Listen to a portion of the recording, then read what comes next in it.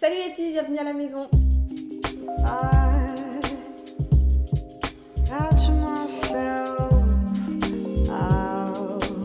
Pour la première vidéo de ma chaîne YouTube, je vous propose d'exécuter un make-up de tous les jours, un everyday look. C'est un make-up à porter aussi bien pour aller au bureau, pour une après-midi entre copines à faire votre petit shopping. Donc si ce look vous plaît, continuez à regarder la vidéo. Alors on va commencer par le teint. Pour ma part, c'est l'étape vraiment non optionnelle. Pour moi, c'est la base de tout make-up réussi. Un teint frais, reposé, à l'aide de maquillage forcément. Alors moi j'utilise le fond de teint de chez MAC Studio, c'est le Face and Body Foundation.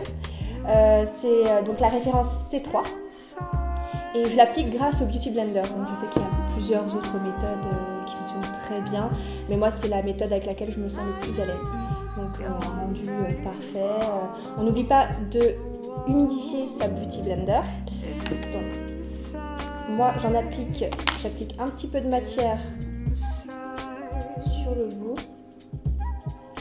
Et le secret en fait de l'application Beauty Blender, ça réside dans le tapotage. Donc on tapote.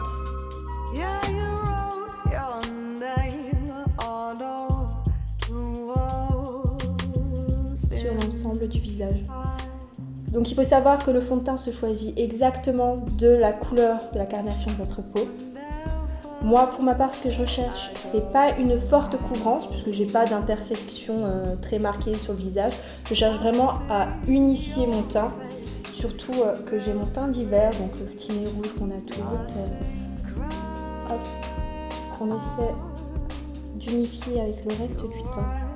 Ce que j'apprécie avec donc le MAC Body and Face Foundation, c'est que le rendu est vraiment lisse. Et surtout, c'est super fin au niveau de la matière. Je veux dire, c'est vraiment un léger voile, comme une crème teintée au final, ou une bébé crème. Donc une très faible couvrance, donc c'est très bien, c'est exactement ce que je recherchais. Donc on n'hésite pas, on tapote, même si ça doit durer un petit peu plus longtemps, on y consacre quelques minutes de plus, parce que comme je vous l'expliquais, le teint, c'est ce qui est le secret d'un make-up réussi. Alors ensuite, on va passer à l'application de l'anti-cerne et de la poudre de soleil. Donc moi, je suis une adepte de la technique du contouring. Donc là, on va faire un everyday look. Donc on va y aller léger, on va avoir la main légère sur le contouring. Et donc moi, j'ai choisi en anti-cerne toujours la marque MAC, le Pro Longwear. Pour ma part, c'est le NC15. Donc une teinte en dessous de ma carnation, simplement pour attraper la lumière, pour avoir un dessous de l'œil illuminé. C'est le principe du contouring, hein, c'est une technique qu'on ne présente plus. Ça permet de structurer votre visage, donc on va corriger certains défauts. Grâce au contouring, on peut avoir les petites pommettes saillantes qu'on aime toutes, corriger ce petit nez, l'affiner un petit peu plus. Et puis réchauffer un petit peu le teint malgré qu'on soit en plein hiver. Donc moi ce que je fais, je fond très légèrement de la matière sur ma main. Donc un tout petit peu de matière suffit amplement parce que ça a une couvrance, vraiment une très grande couvrance. Je l'applique pour ma part tout d'abord en chauffant un tout petit peu sur la paume de ma main. Un petit peu de matière et je l'applique au pinceau. Donc on fait un petit triangle, on descend bien sur l'aile du nez. On remonte sur les tempes, on étire. Et donc on fait ce petit triangle sous l'œil qui va permettre d'illuminer et de cacher la cerne. C'est ce qui fait qu'on a un teint beaucoup moins fatigué. Pour moi, c'est vraiment la partie du maquillage la plus importante. Hop.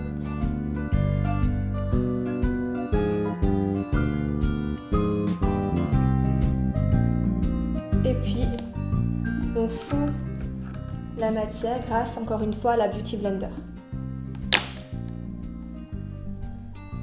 On n'hésite pas à tapoter si longtemps que nécessaire pour bien fondre donc la matière avec votre peau. Donc la partie biseautée pour le coin de l'œil. Plus vous tapoterez, plus le rendu sera joli. Alors une fois qu'on a appliqué l'anti-cerne, qu'on l'a bien fondu avec la carnation de sa peau grâce à la Beauty Blender, alors il y a une étape qui est très importante, c'est d'appliquer une poudre libre, simplement pour éviter en fait que la matière ne file entre vos ridules, que le maquillage tienne toute la journée. Ça permet de fixer la matière, vraiment c'est assez important. Donc moi j'utilise la poudre libre de chez Make Up Forever, qui me convient amplement. Pareil, c'est une poudre qui est très légère, donc je l'applique comme ceci, sur le dessous de l'œil, là où j'ai appliqué mon anti-cerne.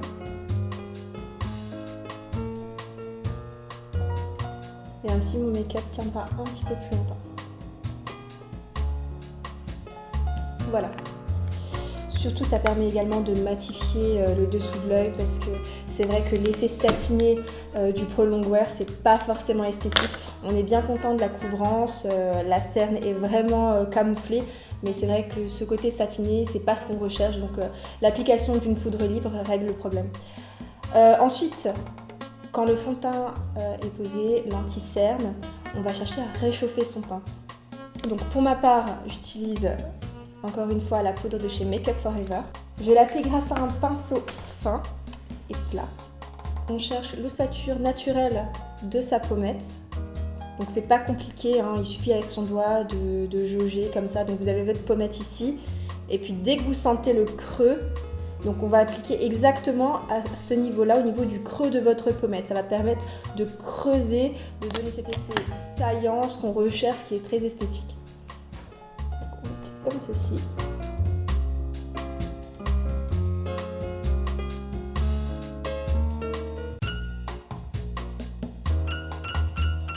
Comme je vous l'expliquais tout à l'heure, la zone recherchée pour réchauffer son teint également, ce sont les tempes. Le dessus. Hop. Et une fois que on a choisi les zones qu'on allait réchauffer. Et donc le secret d'un contouring réussi, c'est vraiment le temps que vous allez mettre à flouter, à fondre les différentes poudres ensemble. C'est ce qui va rendre ce rendu naturel et cet effet bonne mine que l'on recherche grâce à cette technique. Donc c'est pas grave, on y passe le temps qu'il faut, mais on floute avec des mouvements circulaires grâce à un pinceau qui reste quand même assez précis. Donc ce que j'aime avec cette poudre là de chez Make Up Forever, c'est qu'il n'y a aucun sous-ton orangé. Donc c'est vrai que l'effet bonne mine, ce petit hâle que ça apporte, c'est vraiment très naturel. Donc pour le contouring au niveau du nez, on le verra sûrement ensemble dans une autre vidéo, parce que pour un everyday look, on n'a pas besoin de pousser le contouring jusque là. Ensuite on va passer au blush. Donc le blush, c'est ce qui va nous donner ce petit côté bonne mine un petit peu. Moi pour ma part, je suis tombée amoureuse de la nouvelle collection de chez Kiko. Donc c'est une collection qui est saison en fait. Donc ce qui est bien, c'est qu'on va pouvoir l'utiliser avec des rouges à lèvres très dark, cerise noire, tout ce qu'on aime pour cet hiver. Donc ça se marie très très bien. Donc je l'applique grâce au pinceau également de chez Kiko. Donc, juste sur la pommette et je l'étire jusque sous les tempes.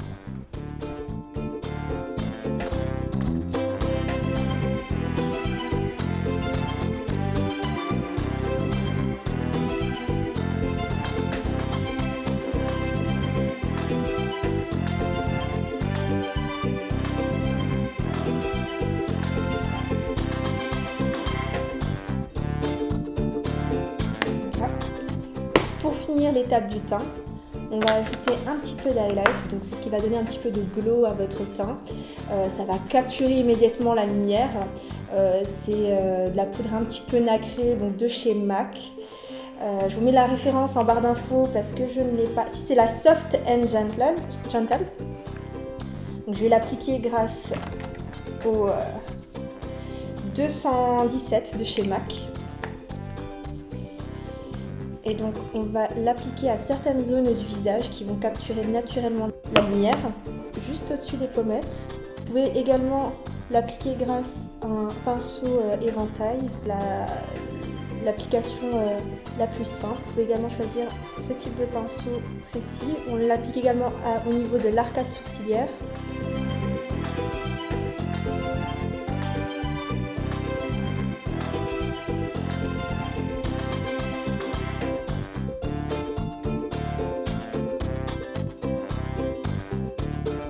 Au niveau de l'arête du nez.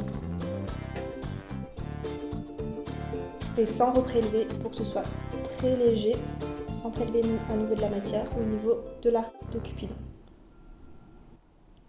Maintenant que j'ai terminé l'étape du teint, on va passer au maquillage des yeux.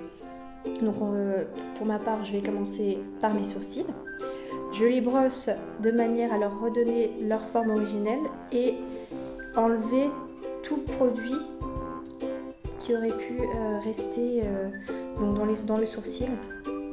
Tout ce qui est poudre et fond de teint.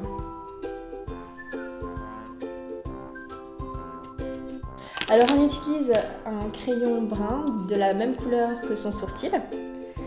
Donc pour ma part, je redessine mon sourcil en suivant grossièrement la ligne naturelle. Et je le remplis grâce à des hachures à l'intérieur. Là, je rebrosse à nouveau pour fondre la pigmentation que j'ai apportée, les pigments que j'ai apportés, fondre la matière et rendre le sourcil encore plus naturel.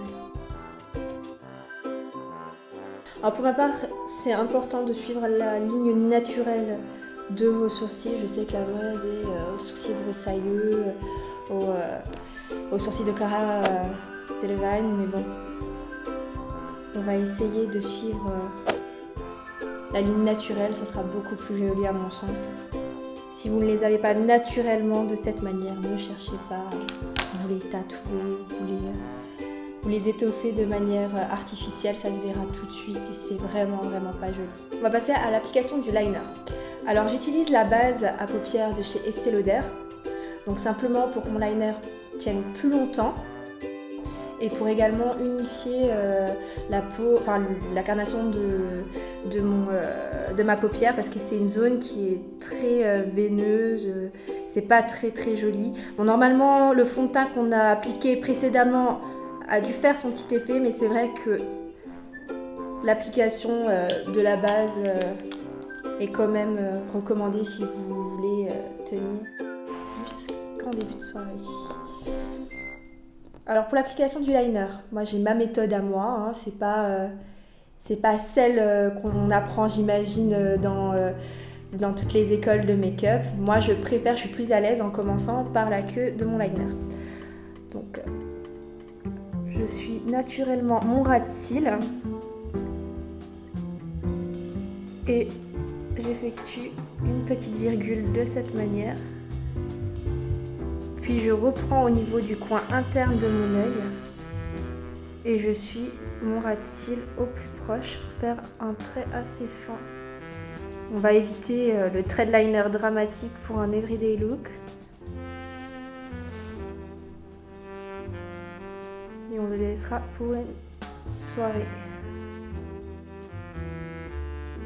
Voilà ce que ça donne. Ensuite, on ne termine jamais un make-up sans le petit coup de mascara. Pour ma part, j'utilise le Benefit, le Roller Lash.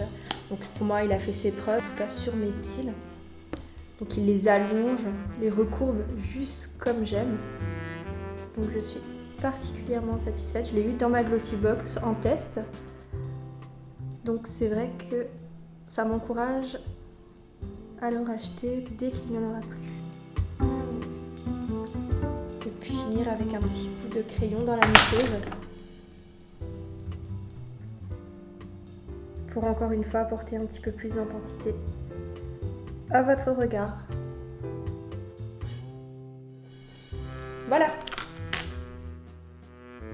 Alors on finit ce everyday look avec les lèvres. Moi j'ai choisi de opté pour un maquillage des lèvres assez sombre comme Kylie Jenner aime porter. Donc on va choisir un lipstick assez dark dans les tons prune, cerise noire. Donc j'ai reçu dans ma Glossy Box le Oasis Gem Lipstick dans la teinte Cara Grimstone. Donc j'en suis satisfaite. C'est un rouge à lèvres qui est assez mat. Donc pas d'erreur possible. On utilise un crayon à lèvres pour faire le contour. On assure légèrement les lèvres pour faire un espèce de jumbo, donc un fond de toile. Puis on applique le rouge à lèvres. Donc encore une fois, étant donné que c'est un rouge à lèvres dark, donc qu'on ne manque pas, les rater, c'est pas possible. Voilà, donc on commence par le contour des lèvres.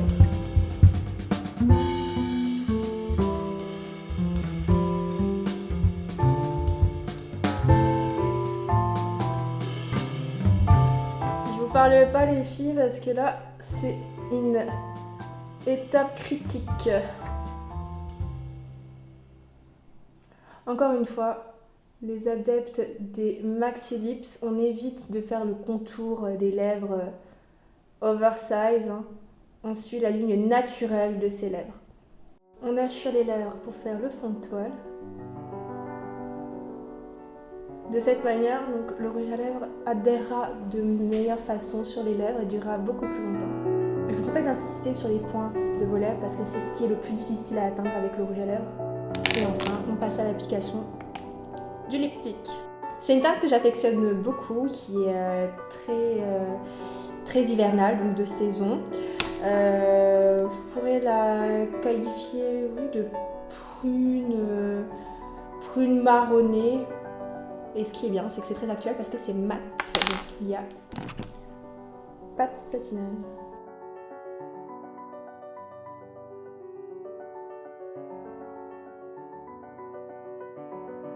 Pour un rendu encore plus mat, bon, c'est vraiment optionnel comme étape, c'est vraiment pas nécessaire parce que le rendu de ce rouge à lèvres est assez mat.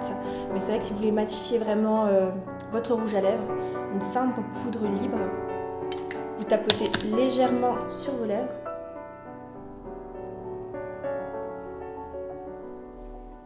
Voilà, et le rouge à lèvres tiendra toute la journée. C'était mon tout premier tutoriel, je vous remercie d'avoir pris le temps de regarder cette vidéo. Si vous avez des commentaires à faire, n'hésitez pas. En attendant, moi je vous mets toutes les références des produits que j'ai utilisés en barre d'infos, juste en dessous. Et puis je vous dis à bientôt. Bye!